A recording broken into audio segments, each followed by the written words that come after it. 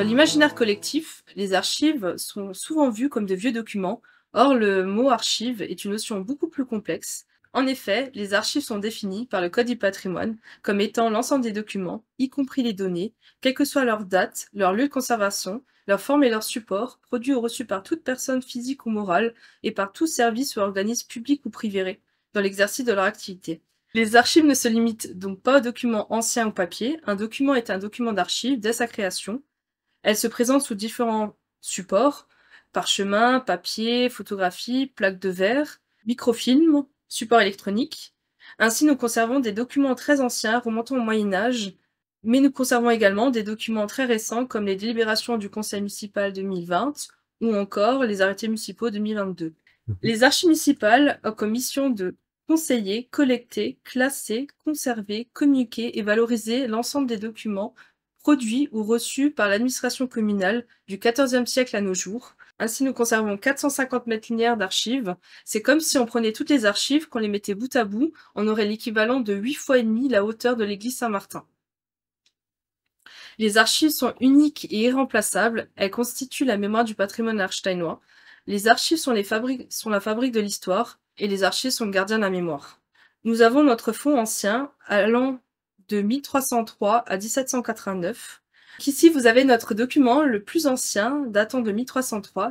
Il s'agit d'une charte de franchise renouvelant, réaffirmant les privilèges instaurés par la charte de 1191. Ce privilège permettait notamment d'ériger des fortifications, d'entretenir une milice armée, d'avoir des armoiries. La charte rappelle les engagements, promesses et droits des différents partis. Nous avons d'autres chartes que je vous invite à venir découvrir, tout comme la chronique illustrée du bourg et du couvent d'Erstein de François Barre en 1666.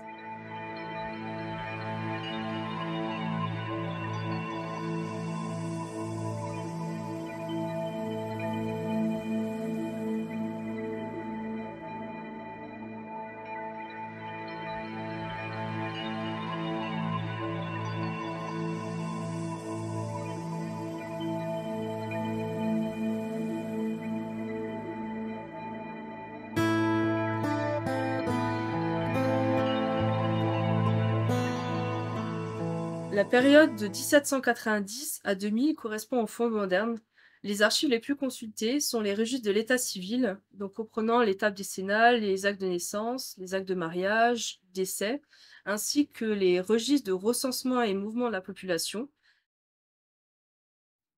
Ce registre de recensement nominatif de la population de 1926 est une source importante et riche pour les généalogistes.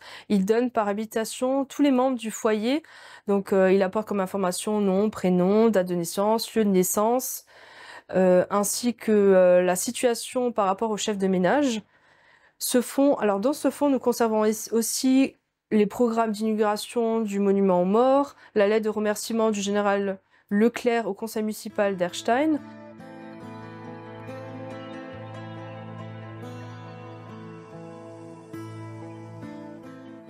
Ou le livre d'or des réceptions et manifestations de la ville.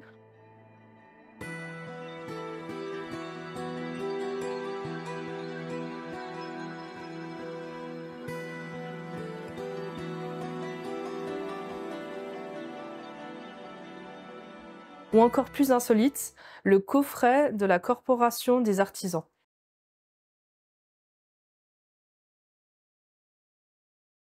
Le fonds contemporain coté en W correspond aux archives allant de 1980 à nos jours. On a aussi une série consacrée aux autorisations d'urbanisme, donc les permis de construire et de démolir.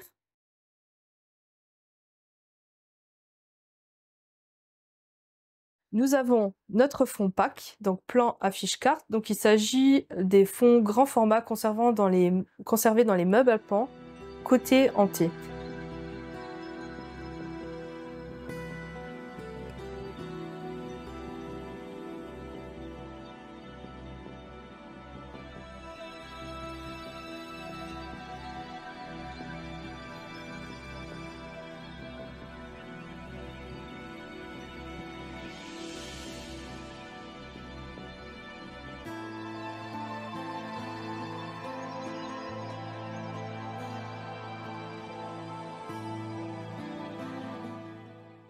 Mais aussi nous avons un fonds photographique, un fonds presse, un fonds documentaire, une bibliothèque.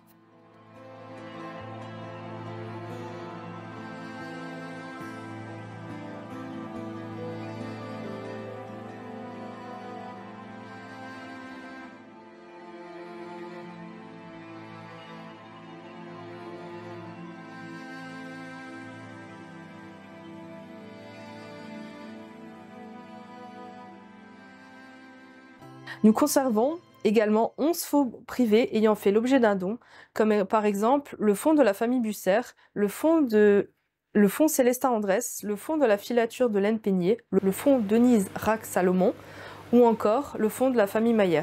Donc les fonds privés sont importants parce qu'ils enrichissent et complètent les fonds publics.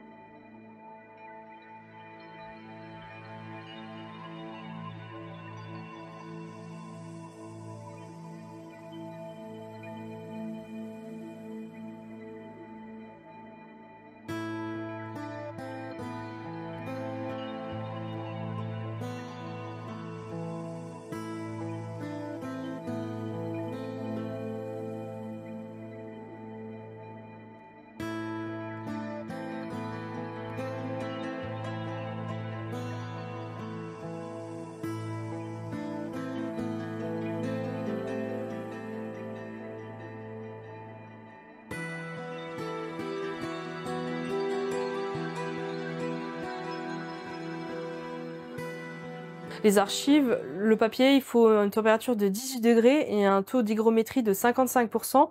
Si on descend en dessous des 45%, c'est trop sec. Et sinon, donc le papier risque de s'effriter, en fait, de se casser. Alors par contre aussi, il ne faut pas dépasser les 60%, parce que si on dépasse les 60%, c'est trop humide et là, on risque le développement de moisissures et d'attirer tout aussi certains insectes. Les archives municipales sont accessibles à tous, particuliers intéressés par l'histoire locale, aussi bien que généalogistes, chercheurs, étudiants, personnes faisant des recherches à caractère administratif, ou tout simplement les personnes curieuses de découvrir le monde passionnant des archives. La communication des archives se fait tous les mercredis de 13h30 à 17h et sur rendez-vous le reste de la semaine. La salle de lecture est gratuite et accessible à tous sur simple inscription avec présentation d'une pièce d'identité.